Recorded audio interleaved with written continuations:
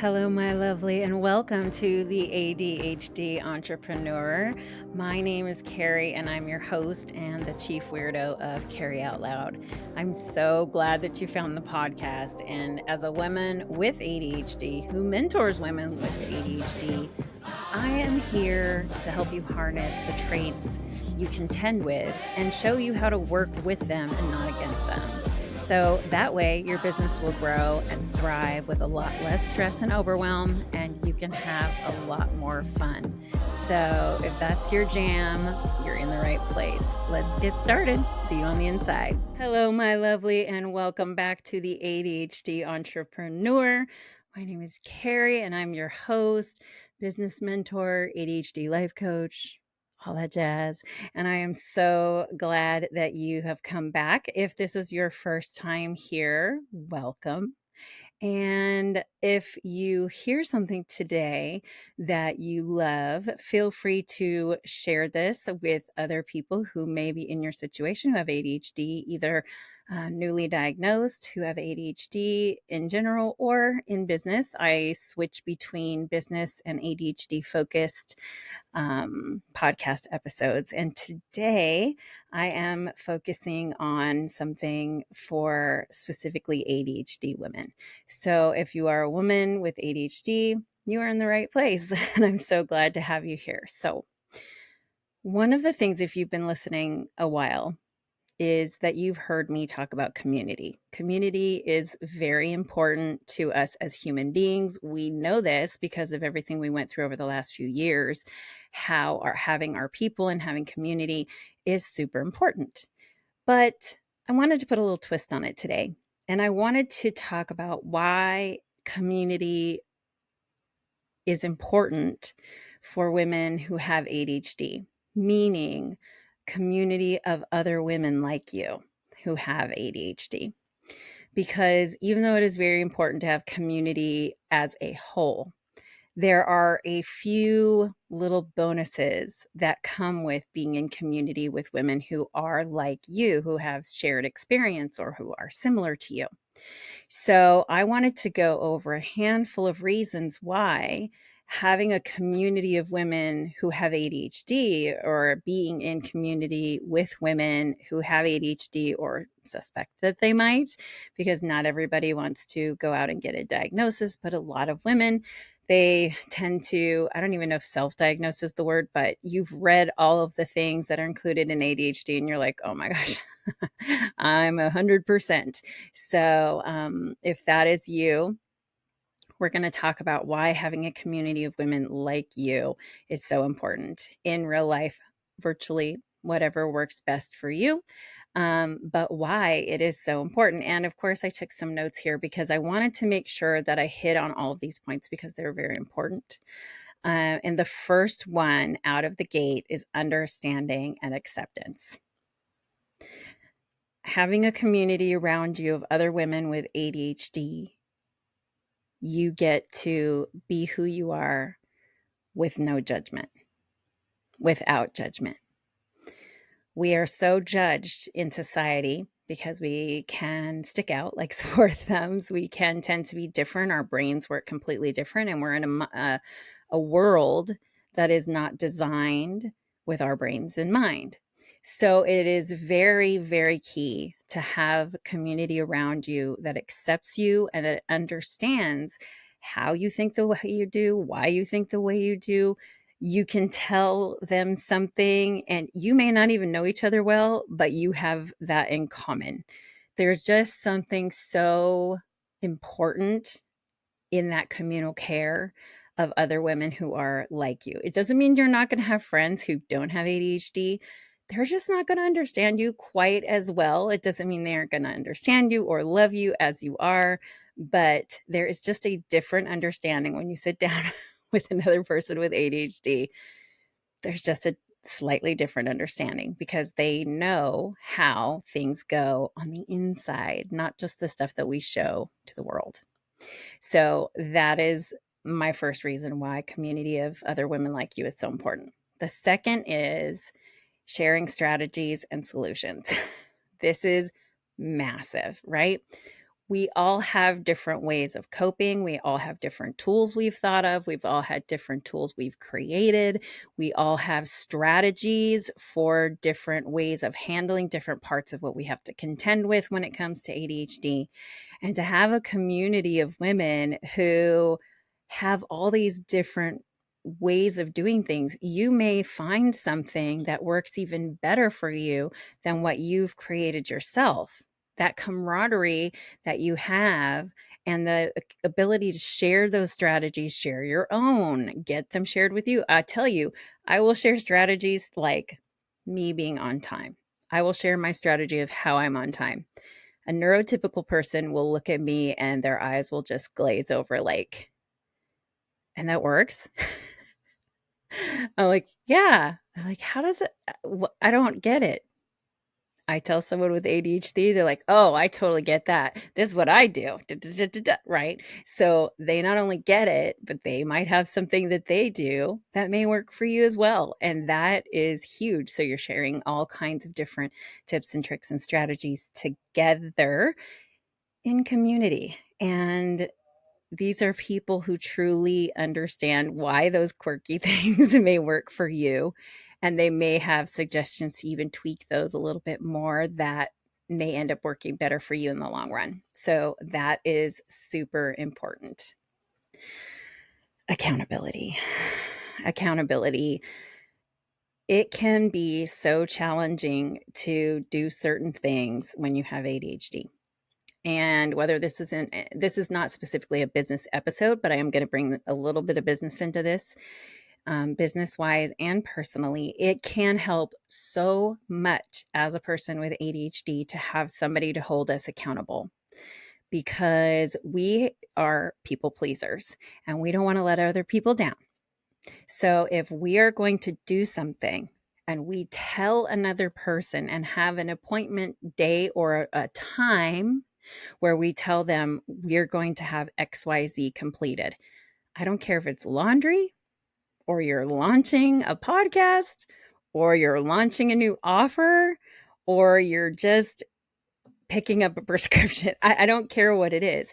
If there's somebody you can have to be accountable to where you say, I'm going to do XYZ, and you also add in a moment where you have to check in with that person. As human beings in general, we're 95%, we have a 95% higher chance of finishing it, of doing it and getting it done. Even if it's like those impossible tasks, like laundry, dishes, all of the executive functioning things. If we say to a friend, okay, I'm going to set my clock for 10 minutes and I'm going to get as much done as I can. And then tomorrow I'm going to come back to you and I'm going to tell you what I got done. You may be more likely, or probably will be more likely, to do it and get it done because you have to tell someone else and you don't want to let them down, again, because we're people pleasers, or at least recovering people pleasers. And in business, it can give us guardrails and that accountability.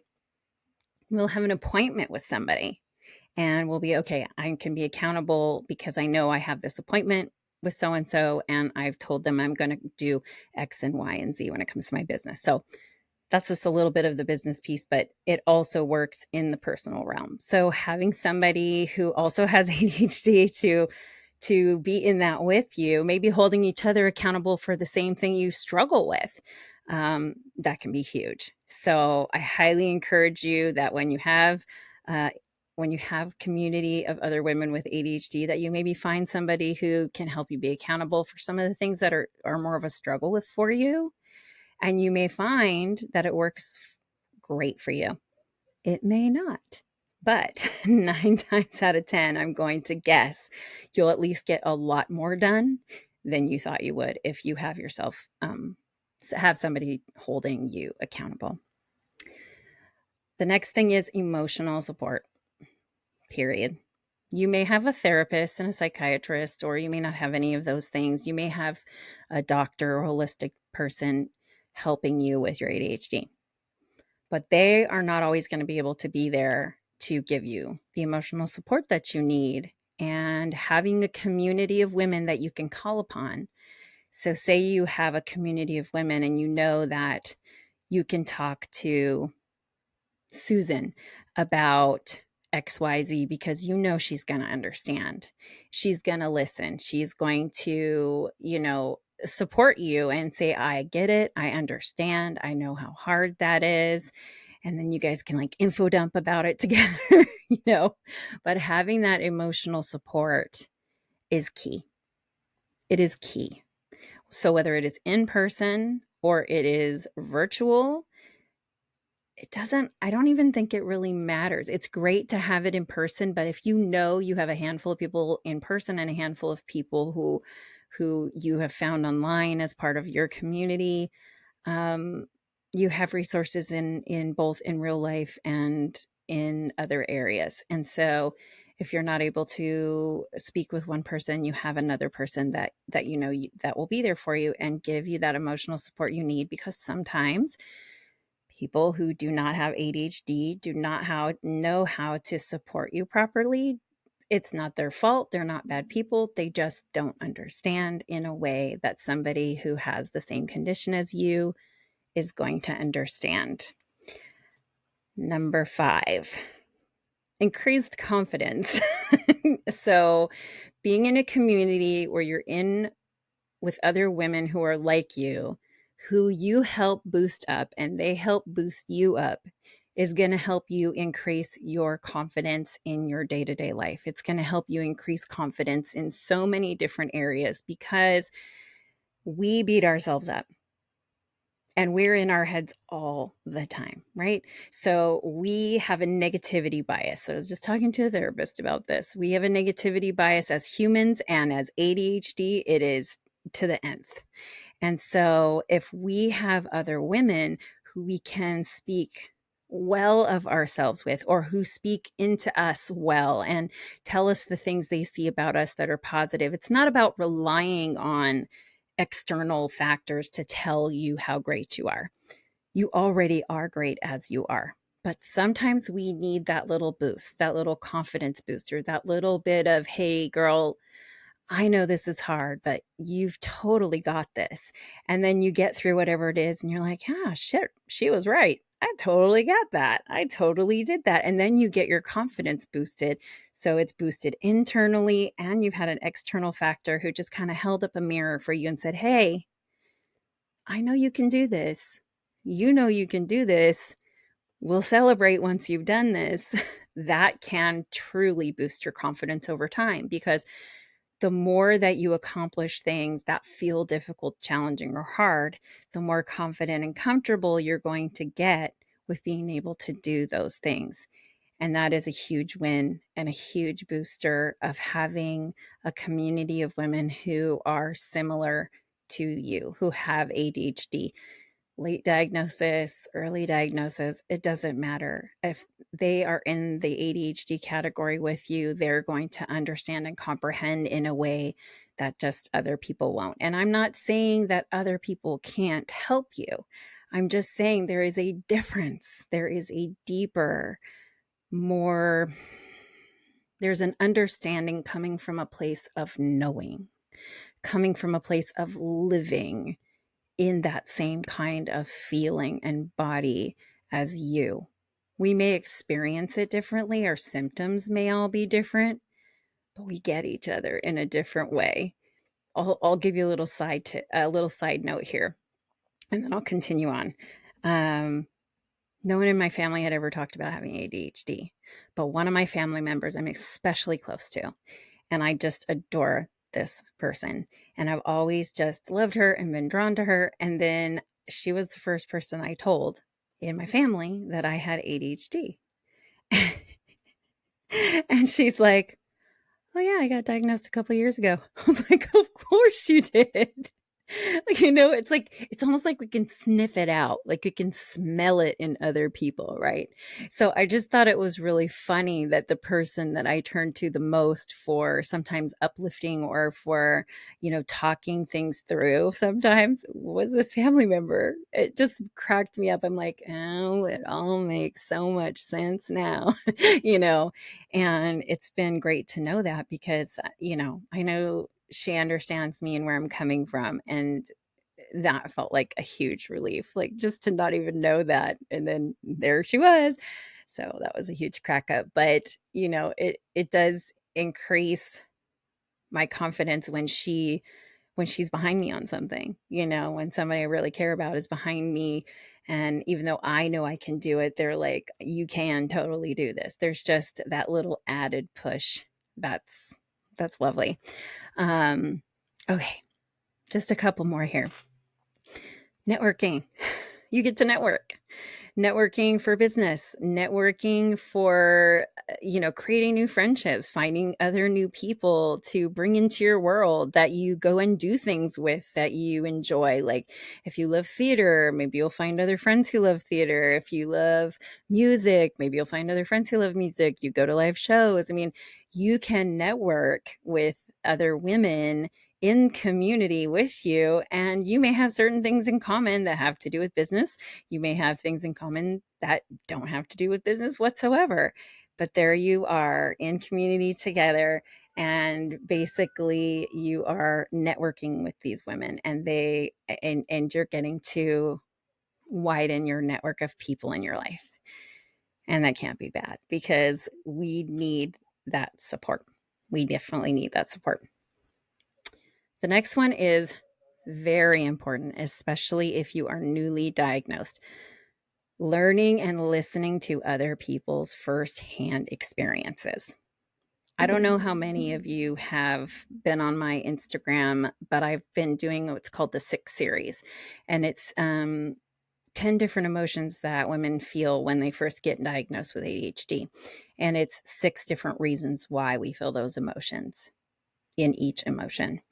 And by sharing those experiences, which are my experiences or experiences that other women have shared with me about how they feel about getting diagnosed, whether it's shame or relief or hope or anger or any of those feelings, I've learned from other people's experiences, and I can share my own with others, and they see themselves in me. And when they share with me, I see myself in them. And having those shared experiences make us feel seen. They make us feel more known. They make us feel less, what is the word I'm looking for? Less like an outcast, less misunderstood, less being told we're too big, too bold, too this, too that, because these women have been also hearing that their whole lives as well, especially if their ADHD is hyperactive, because there's inattentive, hyperactive, and both. I have both. Not everybody has both. But, when you do have that hyperactive, you're told often you're too big, you're too this, you're too that.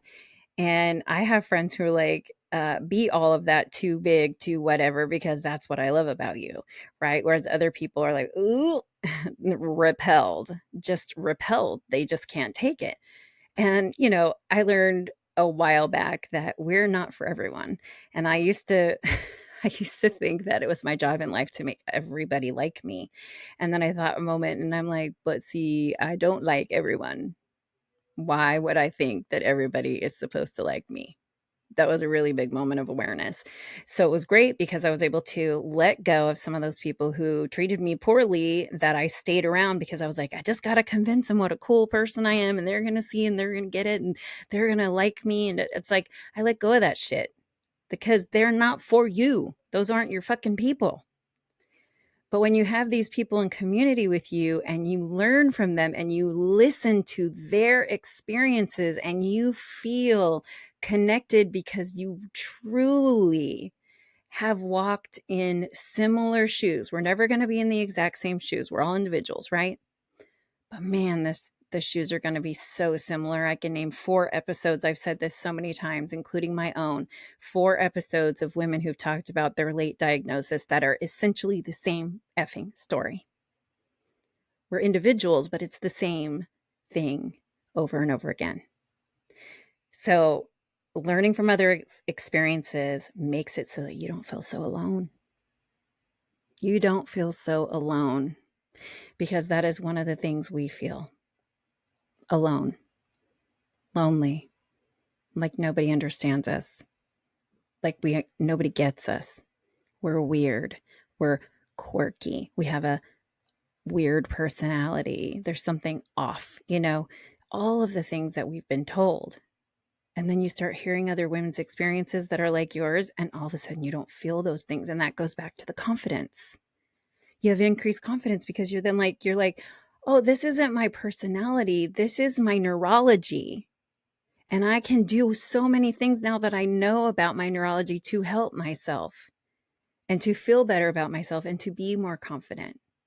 And the more women you're around who have ADHD, and by the way, if you have it and you're just recently diagnosed with it, look around you. I'm going to bet you that those people closest to you probably either have it or have some tendencies. I laughed my butt off when I figured that one out. I was like, holy crap, this is hysterical. They totally have similar, personality quirks and traits. And those are the people who tend to come to my Instagram. And those are the people who tend to be coached by me, because as an ADHD woman, I can coach other women with ADHD in life coaching so they can, get through all of the feelings and emotions of a late diagnosis. Or because I've been in business for more than half my life, I can help coach with ADHD business mentorship, because I've owned businesses my whole life. Some of them I was completely undiagnosed and they were still successful. So we come up with these things that we're able to do. And last but certainly not least is awareness and advocacy. The more we are around other women who are like us, the more we are aware of the pieces and parts that belong to the neurology part of ADHD and what belongs to us as humans, as to our personalities and who we are. And we can spread that awareness and help other women advocate for themselves.